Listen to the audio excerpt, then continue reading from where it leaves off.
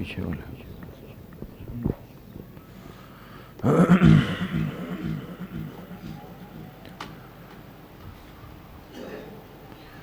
اعوذ باللہ من الشیطان الرجیم. بسم اللہ الرحمن الرحیم.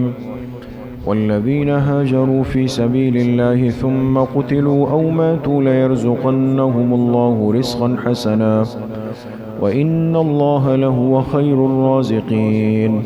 لَيُدْخِلَنَّهُمْ مُدْخَلًا يَرْضَوْنَهُ وَإِنَّ اللَّهَ لَعَلِيمٌ حَلِيمٌ. صدق اللہ العظیم. یہ سورۃ الحج کی آیت نمبر 58 اور آیت نمبر 59 آپ حضرات کے سامنے پڑھی گئی. پچھلی آیات میں یہ بات گزری ہے کہ وہ لوگ جو شک کی زندگی گزارتے ہیں اور ہمیشہ اپنے ایمان میں، اللہ پاک کی طاقت میں، آخرت میں، قبر کی زندگی کے بارے میں شکوک اور شبہات کے اندر پڑے رہتے ہیں کہ بھئی جو چیز عقل میں نہیں آ رہی، سمجھ میں نہیں آ رہی، آنکھوں سے نظر نہیں آ رہی، ہم اس پر کیسے ایمان لے آئے. تو اللہ پاک نے فرمایا جن کی زندگیاں شکوک کے اندر گزرتی ہے، شبہات کے اندر گزرتی ہے، تو ان کے لیے اللہ پاک کی پکڑ ہے، آخرت کا سخت عذاب تیار ہے. اس لیے کہ جب انسان شک کے اندر مبتلا ہوتا ہے تو اللہ پاک کی قدرت سے، اللہ پاک کی طاقت سے اس کی نظر ہٹ جاتی ہے اور یہ یقین نہیں کرتا کہ ایسی کوئی ذات بھی اس کائنات میں ہے جو آخرت کے پورے نظام کو قائم کر سکتی ہے. تو آج کی جو آیات ہے اس میں اللہ پاک نے ایمان والوں کے لیے جو انعام و احسانات ہے، جو اللہ کی طرف سے عطا ہے، اس کا تذکرہ فرمایا ہے.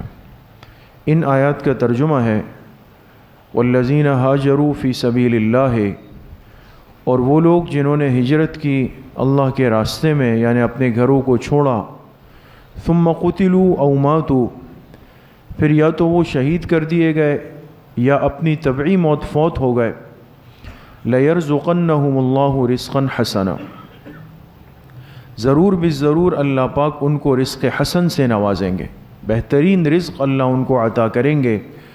وَإِنَّ اللَّهَ لَهُوَ خَيْرُ الرَّازِقِينَ، اور بے شک اللہ پاک کی ذات ہی سب سے بہترین رزق دینے والی. لَيُدْخِلَنَّهُمْ مُدْخَلًا يَرْضَوْنَهُ، اور ضرور بھی ضرور اللہ پاک ان کو ایسا ٹھکانہ دیں گے، ایسے گھروں میں داخل کریں گے، یرضونہ، جس پر یہ لوگ راضی ہو جائیں گے. وَإِنَّ اللَّهَ لَعَلِيمٌ حَلِيمٌ، بے شک اللہ پاک کی ذات باخبر ہے اور بردبار ہے. تو اللہ نے ان آیات میں تعریف فرمائی قربانی دینے والے مؤمنین کی، اس لیے کہ جب انسان دنیا میں اللہ پاک کی ذات پر ایمان لاتا ہے اور حق کے راستے پر چلتا ہے اور باطل کے راستے سے دور ہوتا ہے، سنتوں کو اختیار کرتا ہے اور بدعات سے اپنے آپ کو بچاتا ہے، اتباع سنت میں اپنی زندگی گزارتا ہے اور رسم و رواج سے بیزار ہو جاتا ہے، دور ہو جاتا ہے، تو ایسے بندے کے لیے، ایسے مومن کے لیے زندگی گزارنا بہت مشکل ہو جاتی ہے. آج بھی ہمارے ماحول میں آپ دیکھ سکتے ہیں کہ جو شخص یہ کوشش کرے کہ میں سنت پر زندگی گزاروں اور بدعات سے دور رہوں، اتباع سنت میں رہوں، رواج سے دور ہو جاؤں، تو آپ بتائیں اس کے ساتھ کیا سلوک ہوتا ہے. باہر کی بات تو بات کی ہے، سب سے پہلے تو اپنا خاندان اس کو پریشان کرتا ہے. کہتے بھئی یہ ہماری برادری سے کٹ گیا، یہ ہمارے خاندان سے کٹ گیا اور ہمارے اس سے کٹ گیا. کیوں کٹ گیا؟ کہتے بھئی اس نے ہمارے طور طریقے چھوڑ دیے، ہماری محفلوں میں آنا چھوڑ دیا، ہماری ترتیبوں میں آنا اس لیے چھوڑا کہ ان محفلوں اور ان ترتیبوں میں جو گناہ اور نافرمانیوں کے ارتکاب ہو رہے تھے وہ اللہ کے غضب اور اللہ کے عذاب کو دعوت دینے والے تھے. تو اب اگر کوئی ہمت کر لے تو بہت بڑی بات ہے، ورنہ عام طور پہ انسان کہتا ہے بس کیا کرے یار، خاندان ہے، ناراض ہو جائیں گے، رشتے کٹ جائیں گے، پریشانیاں ہوں گی. آسان تو نہیں ہے. اس لیے آیات پہ غور کریں. یہ ہجرت کا جو عمل ہے، ہجرت کے معنی کیا آتے ہیں؟ چھوڑ دینے کے، چھوڑ دینا۔ اب چھوڑنے کا ایک مطلب تو یہی ہے کہ انسان اتنی بڑی قربانی دے کہ اپنے گھر کو، اپنے خاندان کو، اپنی ولادت کی جگہ کو، اپنے کاروبار کو چھوڑ کر دوسری جگہ چلا جائے۔ کیوں؟ اس لیے کہ جہاں یہ تھا وہاں اس کا ایمان محفوظ نہیں تھا۔ مکہ مکرمہ سے صحابہ اکرام نے ہجرت کیوں فرمائی حضور کے حکم پر؟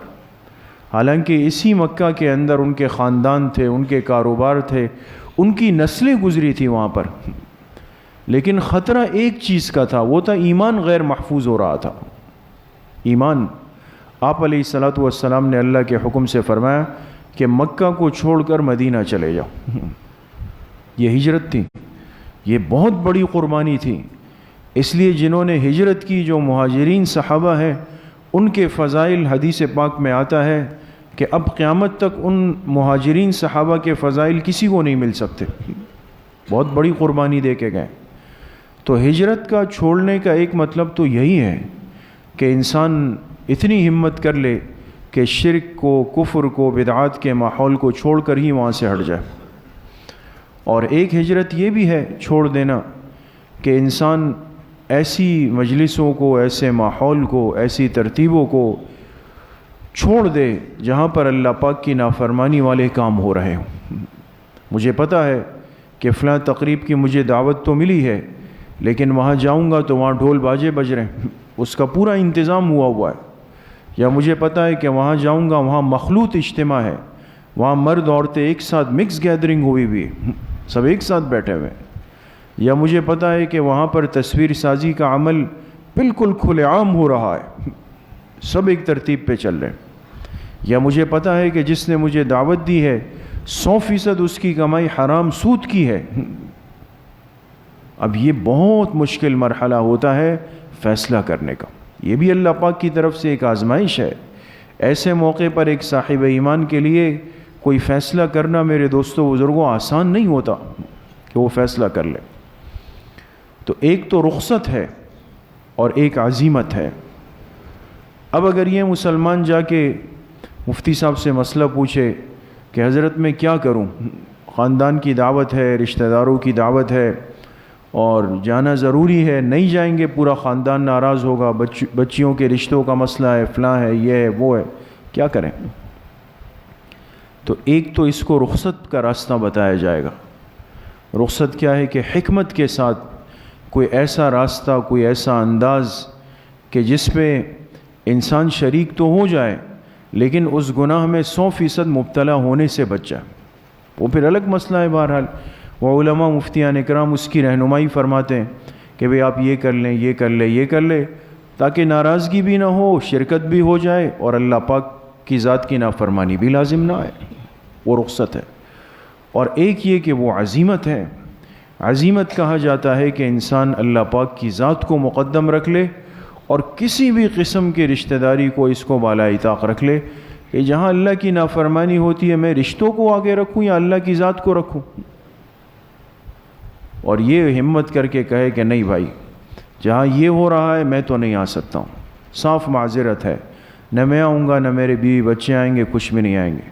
آپ خوش ہیں تو بھی بہت اچھا، اگر آپ ناراض ہیں تو آپ اللہ پاک کی ذات کے مقابلے میں آ رہے ہیں، کل کو میری دعوت، میری تقریب ہوگی، اگر آپ اس میں نہ آئے تو ختم، بس بات ختم۔ یہ کیفیت بھی بہرحال ایک صاحب ایمان کی زندگی میں آتی ہے۔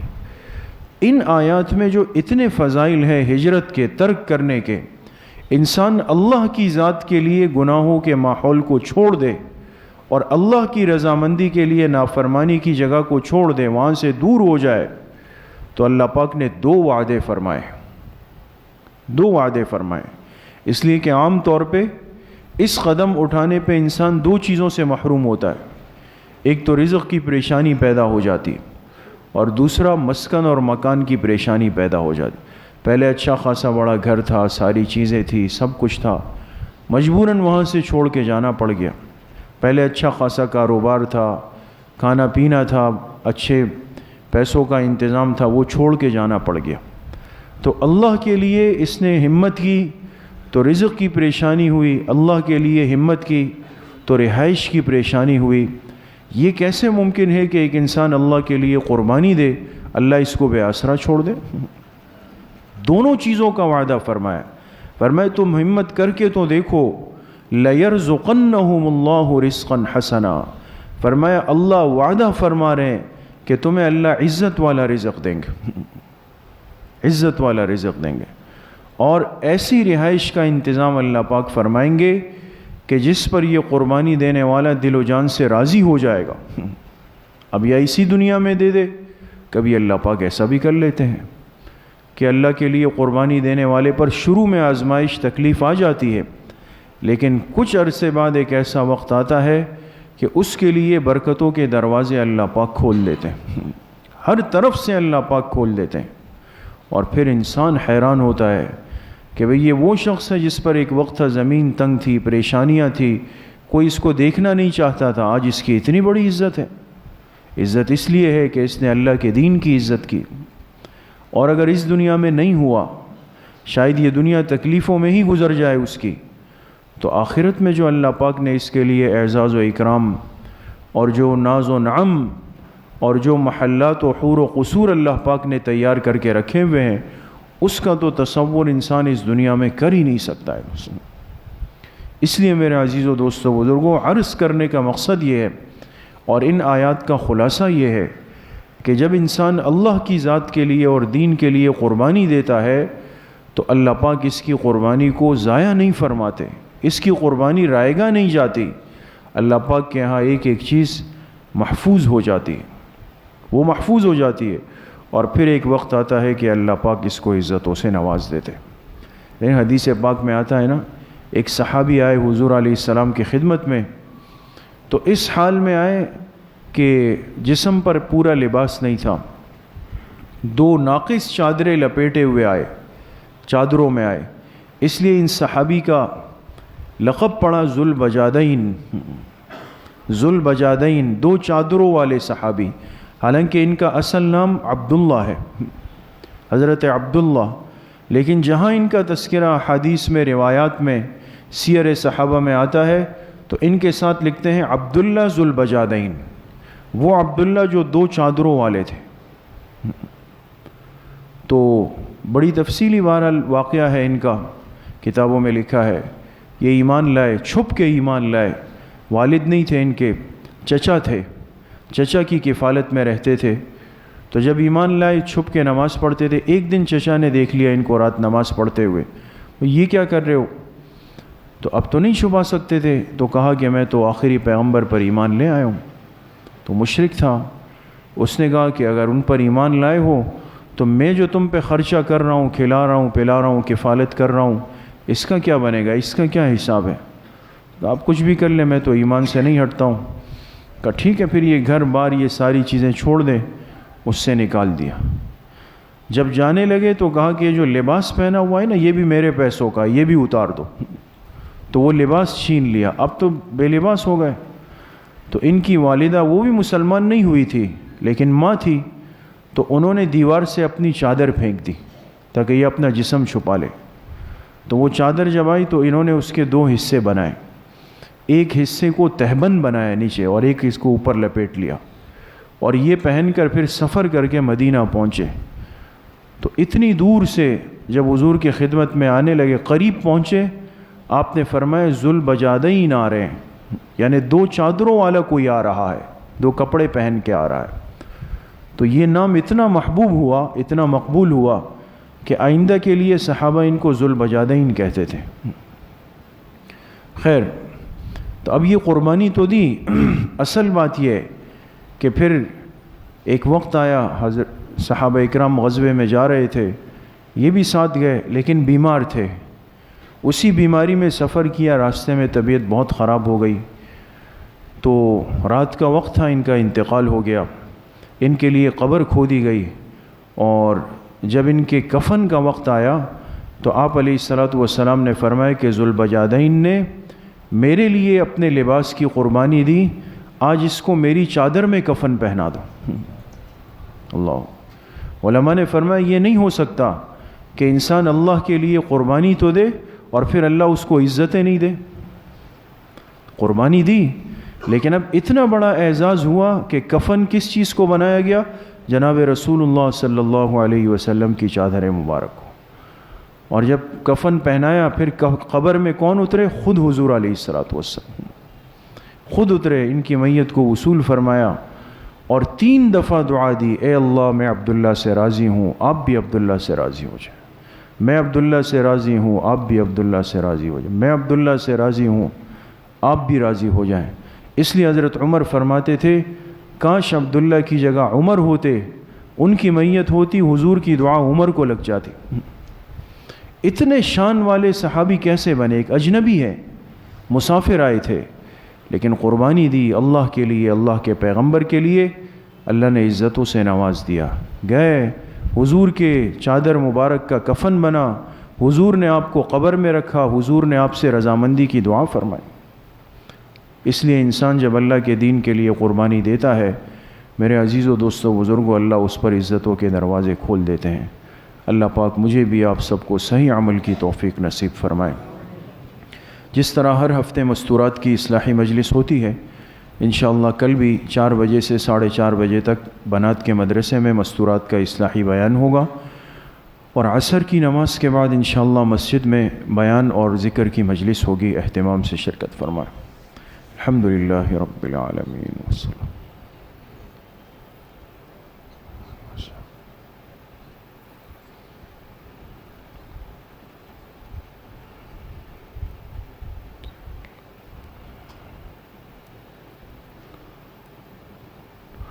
وصلی اللہ وسلم علی نبینا محمد وآلہ واصحابہ اجمعین برحمتک یا رب.